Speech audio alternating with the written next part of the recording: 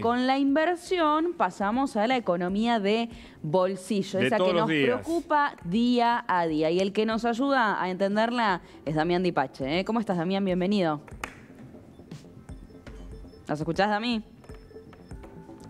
¿Cómo va, Agus? ¿Cómo les va? Pensé que te había absorbido la inflación, porque viste que te chupa la inflación en la Argentina. Claro. Es como que te traga la inflación. Contanos los precios. 50% en el último mes en los barrios populares. 271.000 pesos necesitó una familia en diciembre para comprar los alimentos indispensables.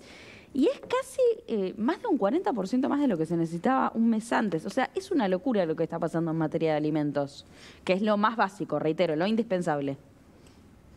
Bueno, a nosotros nos dio 31,5% el aumento de la canasta de consumo masivo, que es alimentos, bebida, artículo de limpieza y cuidado personal. Ese es un promedio. Cuando vas al detalle de lo que está pasando en materia de consumo masivo, sí.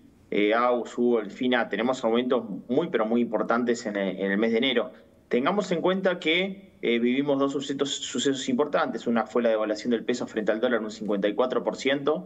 Otra fue, digamos, la caída, la aceleración de la velocidad de circulación de dinero previo a la asunción de Milei. Recuerden que muchos se habían acercado a los supermercados para adelantar compras en ese periodo. Para que tengan en cuenta, le digo el top 9 de aumentos en consumo masivo que nos da a nosotros. Sí. Aceite en diciembre 84,5% subió en un solo mes, promedio ponderado de la categoría, en un solo mes. Es una locura. Empiecen a dejarse barba en su rostro, Hugo, porque las hojitas de afeitar aumentaron 65%. ¿Ves? En un mes. Un poquito, ¿no? Te queda bien la barba, tranqui. Sí.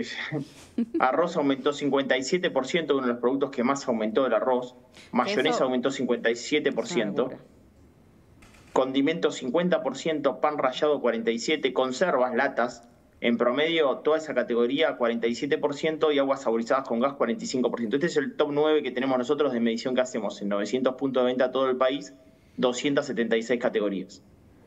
Es preocupante porque estás mencionando algunos productos que son muy básicos, ¿no? Porque esto creo que lo hemos hablado con vos, Dami, incluso. Sí.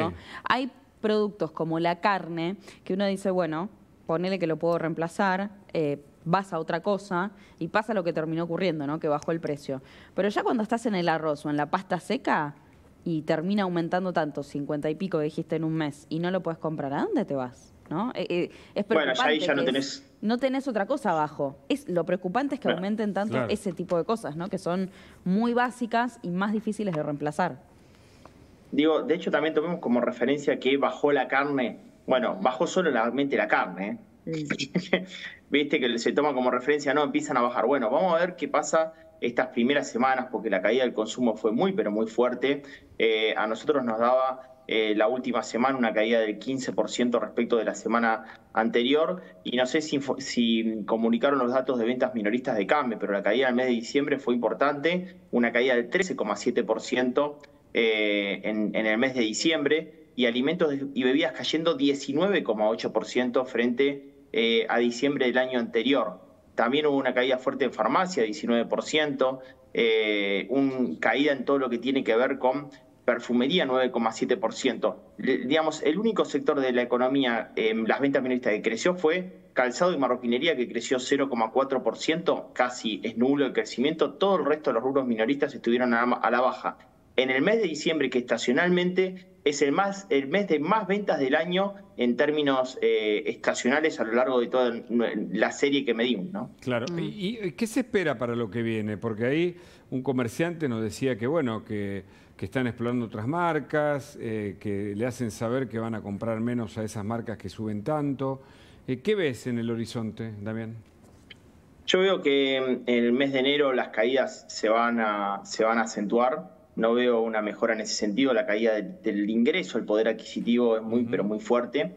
En diciembre tuvimos el aumento de los bienes, tal como lo estamos conectando, y ahora viene la era del aumento de los servicios. Esos servicios se van a terminar impactando y fuerte en los bolsillos de los argentinos. Recordemos que no solamente las prepagas terminarán subiendo un 40%, tenemos el aumento del colectivo, tenemos aumento del subte, tenemos aumento del taxi, tenemos aumento de la mayoría de los servicios, porque también se va a llamar audiencia pública para el gas y para la energía, claro, también va a haber aumento de agua, o sea, todo va a aumentar y eso, digamos, va a hacer que la inflación se mantenga muy, pero muy inflexible a la baja en el mes de enero. Totalmente. Y pasando este primer trimestre, después, mayo, abril, que es un poco lo que se pronostica, ¿va a haber, ves viable un descenso de la inflación, o por lo menos en otro orden que no sea del 30 como está pronosticado para esta semana? El presidente manifestó que recién podrían ver una mejora de la inflación y volver a 10% para mayo-junio. O sea que el primer semestre yo lo veo recontra perdido. Y esto es todo en tanto en cuanto salga bien en ese famoso plan de estabilización. ¿Qué es un plan de estabilización para la gente? Para que lo tenga. Claro, en el mejor de los escenarios. ¿Qué es ese plan de la estabilización para que la gente lo entienda en criollo?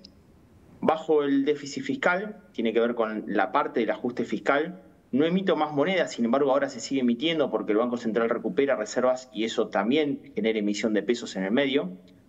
El frente cambiario, ustedes vieron que hubo una devaluación y la realidad que ahora Luis Caputo va a hacer una licitación de canje de bonos histórico de casi 35 billones de pesos en el mercado, a los efectos de que no haya tanto pesos en relación a la escasez de dólares, pero en el frente cambiario, ante la pérdida de competitividad que va a tener el dólar en los próximos meses, se espera que haya una nueva devaluación en algún momento de ese ciclo. Y el frente monetario,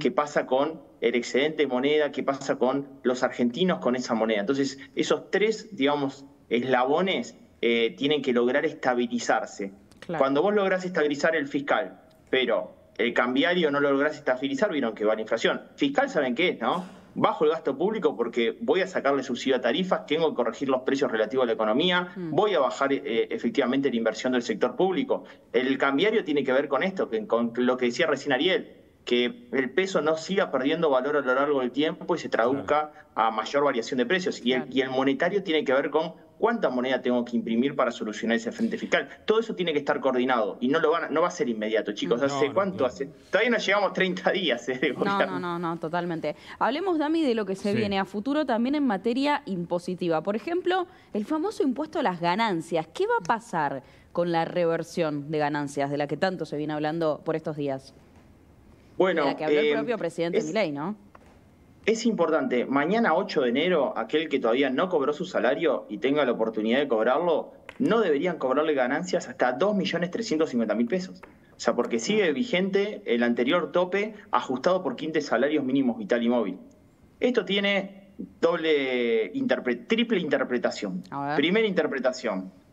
Evidentemente, aquellos que tuvieron un ajuste de su salario y son quizás CEOs o gerentes de grandes empresas no van a tener retención de ganancias en enero si cobran la próxima semana. Si no se aprueba la ganancia, y lo veo difícil que se termine aprobando en el mes de enero, o por lo menos a lo largo del momento que tendrían que cobrar. Segunda interpretación, las cuentas de las provincias van a estar destruidas, chicos. Destruidas. Perdieron 42% de recaudación de ganancias en el mes de diciembre y la coparticipación descendió 19,3%. Las provincias están desesperadas.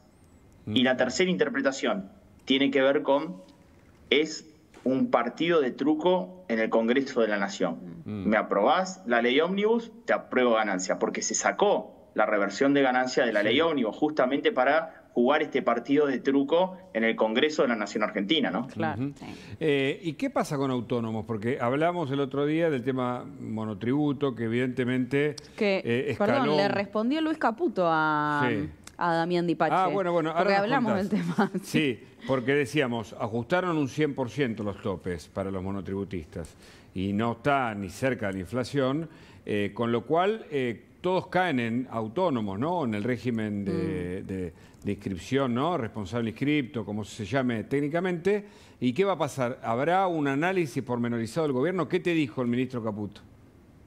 No, ante el análisis que vengo haciendo en mi red de Twitter, Caputo me respondió a mí, pero me respondió en relación a todos los que estaban hablando sobre este tema, que había un proyecto de ley para ajustar los límites por inflación.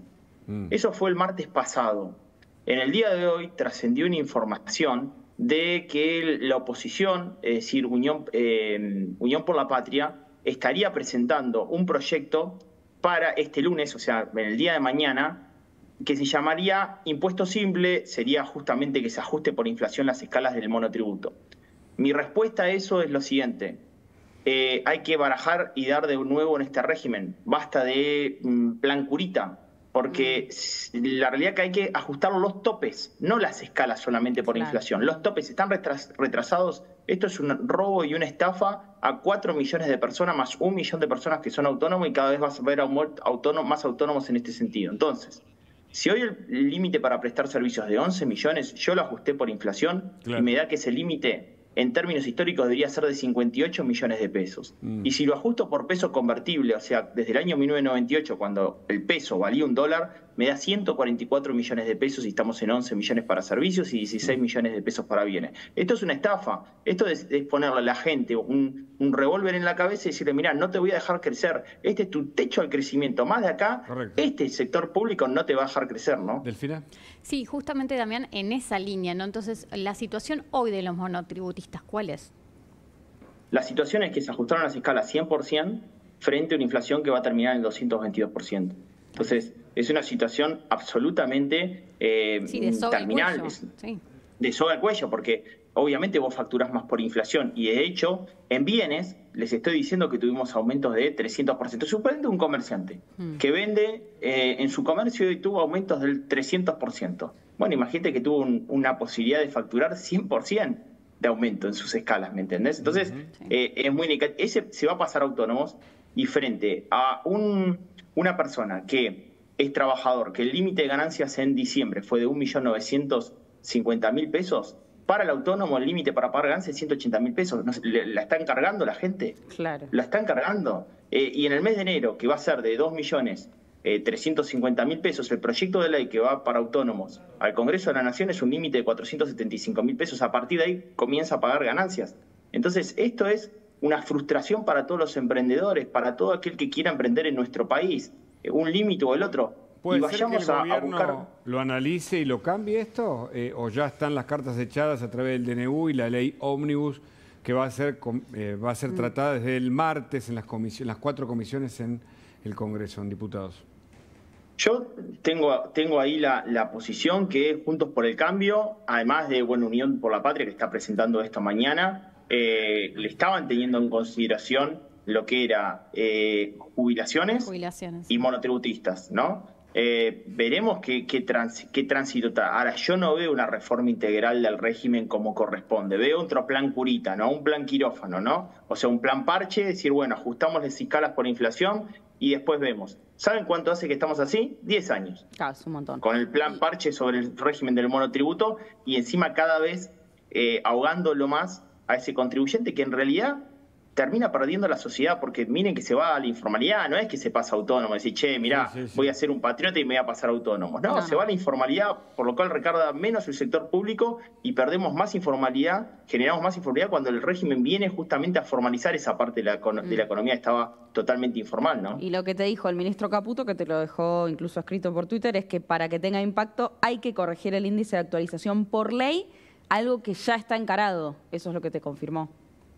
Eso es lo que me respondió Caputo en público, que es verdad, hay que corregirlo por inflación, porque imagínate que una inflación de 25, 26% en diciembre, una similar en el mes de enero y así en febrero, evidentemente en un mes más el monotributista va a tener una diferencia de 100% superior al límite actual. Pero me parece que también hay que corregir los topes, o sea, los topes. ¿Cuánto es el tope para vos estar en el sistema? Yo respondo con tres aportes que hago. Uno es el régimen simplificado en Brasil. Vos en Brasil podés facturar hasta $958.000 anuales, con diferentes escalas en el cual te van cobrando un impuesto progresivo, 5%, 10, 15, 20, 25, hasta llegar al 30%. O sea, es progresivo el impuesto que pagás a medida que facturas más impuesto pagás. En Uruguay es hasta $500.000, con escalas que van desde el 3% de la facturación hasta el 15%. Y si no, un sistema que se llama tax flat, que es a la norteamericana, en el cual decís, bajo ciertos umbrales pagás muy bajo impuesto. Y después, de ahí para arriba, pagás 15% de impuesto siempre. Claro. Entonces, Eso es algo razonable, que sea progresivo el impuesto, ¿no? Que sea regresivo, o sea, que vos le pongas un tope como Estado para que te lo coma la inflación y destruyas a los emprendedores en Argentina, que después son los que se pueden convertir en una MIPYME. Somos el país de América Latina con menor cantidad de pymes por habitante. Mira. Estamos muy mal, chicos. Tenemos que sembrar pymes. Si hay algo que yo quiero que este gobierno haga, es que siembre las pymes en el futuro, ¿no? Ojalá, ojalá. Damián, muchas gracias por este contacto. Como siempre, te mandamos un saludo. Un placer, abrazo grande. Y está con nosotros.